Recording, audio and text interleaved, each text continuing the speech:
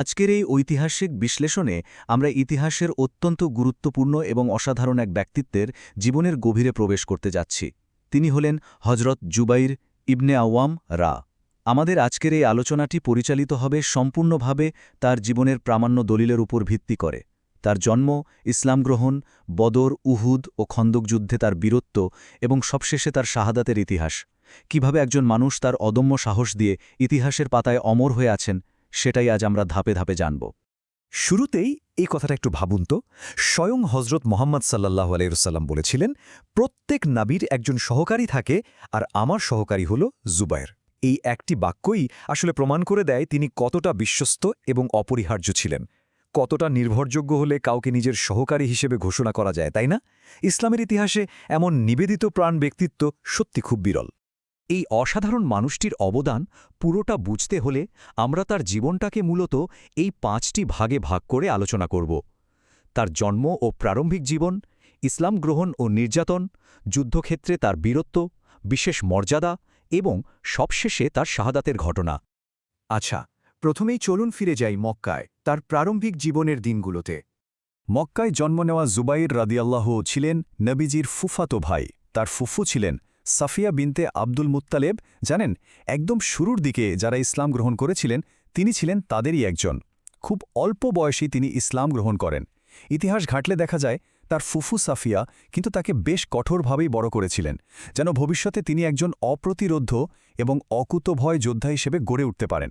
অর্থাৎ একদম ছোটবেলা থেকেই তার জীবনটা ইসলামী বিশ্বাসের সূচনা লগ্নের সাথে গভীরভাবে জড়িয়েছিল। তবে এই যে তিনি এত অল্প বয়সে ইসলাম গ্রহণ করলেন, এর জন্য কিন্তু তাকে চরম মূল্য দিতে হয়েছিল।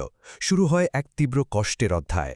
এখানকার সবচেয়ে অবাক করা বিষয়টা হল তার অটল আর আপোষহীন বিশ্বাস। কুরাইশদের নির্মম নির্যাতনের শিকার হতে হয়েছিল তাকে। ভাবলে শিউরে উঠতে হয়। তার নিজের চাচা নওফল তাকে একটা চাটাইয়ের ভেতর পেঁচিয়ে নিচে আগুন জ্বালিয়ে দিত। উদ্দেশ্য ছিল ধোঁয়ায় শ্বাসরোধ করে মারা। এত কষ্ট, এত শ্বাসরুদ্ধকর যন্ত্রণার পরও তিনি কিন্তু একটুও টলেননি। চিৎকার করে বলতেন তিনি আর কখনো অবিশ্বাসের দিকে ফিরে যাবেন না। কি ইস্পাত কঠিন মানসিকতা, তাই না? আর তার চরিত্রের ঠিক এই আপোষহীন দিকটাই পরবর্তীতে যুদ্ধক্ষেত্রেও তীব্রভাবে প্রতিফলিত হয়েছিল, যা তার ঐতিহাসিক পরিচয়ের সবচেয়ে সংজ্ঞায়িত একটি দিক। তার রণকৌশল আর বীরত্ব আসলে কেমন ছিল? বদর যুদ্ধের কথাই ধরুন। সেখানে অসাধারণ সাহসিকতার জন্য তিনি উপাধি পেয়েছিলেন আল্লাহর রাসূলের প্রথম তলোয়ার। এরপর উহুদের যুদ্ধ। নবীজিকে রক্ষা করার জন্য তিনি একেবারে সামনের সারি থেকে লড়াই করেছিলেন। আর খন্দকের যুদ্ধের সেই কঠিন সময়ে যখন শত্রুদের খবর নেওয়াটা ছিল ভীষণ ঝুঁকির, নবীজি ৩ বার আহ্বান করেছিলেন। আর অবাক করা বিষয় হল, ৩ বারই জুবায়ের রাদিয়াল্লাহু তাআলা আনহু স্বেচ্ছায় সেই গুপ্তচরের ঝুঁকিপূর্ণ দায়িত্ব নিতে এগিয়ে আসেন। একেবারে অবিশ্বাস্য একটা ব্যাপার। শুধু কি এই ৩ যুদ্ধ? সুনির্দিষ্ট ভূমিকাগুলোর বাইরেও ঐতিহাসিক রেকর্ড নিশ্চিত করে যে তিনি প্রায় সব বড় সামরিক অভিযানেই ধারাবাহিকভাবে ছিলেন। খাইবার যুদ্ধ থেকে শুরু করে চূড়ান্ত মক্কা বিজয়, সবখানেই তার সদর্প উপস্থিতি প্রমাণ করে তিনি ছিলেন এক অক্লান্ত যোদ্ধা। জানেন, যুদ্ধ করতে করতে তার শরীর এতটা ক্ষতবিক্ষত হয়েছিল যে তার সঙ্গীরা বলতেন তার বুকে তরবারির এত আঘাতের চিহ্ন ছিল যা দেখতে নাকি অসংখ্য চোখের মতো লাগত। যুদ্ধে তার এই অবদানের পাশাপাশি জীবদ্দশায় তিনি যে অনন্য এক আধ্যাত্মিক মর্যাদা পেয়েছিলেন, সেটা বিশ্লেষণ করাও অত্যন্ত জরুরি। তিনি ছিলেন আশারায়ে মুবাশশারায়ের অন্তর্ভুক্ত। এর মানে হল তিনি সেই সৌভাগ্যবান ১০ জন সাহাবীর একজন যাদেরকে দুনিয়াতেই স্পষ্টভাবে জান্নাতের সুসংবাদ দেওয়া হয়েছিল। একটু চিন্তা করুন, একজন জীবিত মানুষের জন্য এর চেয়ে বড় কোনো আধ্যাত্মিক স্বীকৃতি বা নিশ্চয়তা কি আর হতে পারে? এটা প্রমাণ করে তার প্রতি নবীজির ঠিক কতটা গভীর আস্থা ছিল। এবার আমরা এই জীবনীর সবচেয়ে শোকাবহ এবং বলতে পারেন বেশ জটিল একটা অধ্যায় এসে দাঁড়াচ্ছি। সময়টা ছিল ফিতনার। মূলত উসমান ইবনে আফফান রাদিয়াল্লাহু তাআলা আনহুর মর্মান্তিক শাহাদাতের পর চারিদিকে চরম বিশৃঙ্খলা তৈরি হয়। জুবায়েররা প্রথমে জমল যুদ্ধে যোগ দিয়েছিলেন, কিন্তু যুদ্ধের ময়দানে হজরত আলী রাদিয়াল্লাহু তাআলা আনহুর সাথে তার একটা কথা হয়।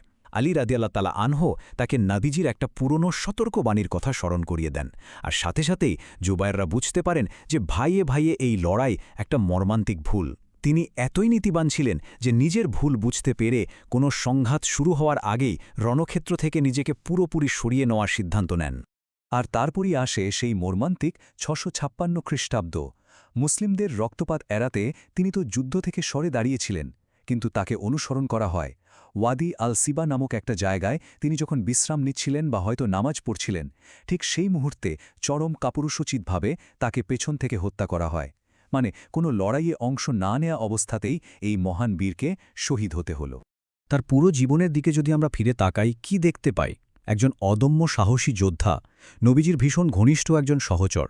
সত্যের প্রশ্নে তিনি সারা জীবন ছিলেন একেবারেই আপোষহীন, আর এই অবিচল গুণাবলীর জন্যই তিনি হয়েছিলেন জান্নাতের সুসংবাদপ্রাপ্ত এক মহান সাহাবী। তার এই বৈশিষ্ট্যগুলোই ইতিহাস তাকে এতটা অনন্য করে রেখেছে। আলোচনার একেবারে শেষে এসে একটা প্রশ্ন আপনাদের জন্য রেখে যেতে চাই। সত্যের প্রতি একজন মানুষের এই যে অটল প্রতিশ্রুতি, এটা আসলে কিভাবে ইতিহাসকে বদলে দেয় বা নতুন রূপ দেয়?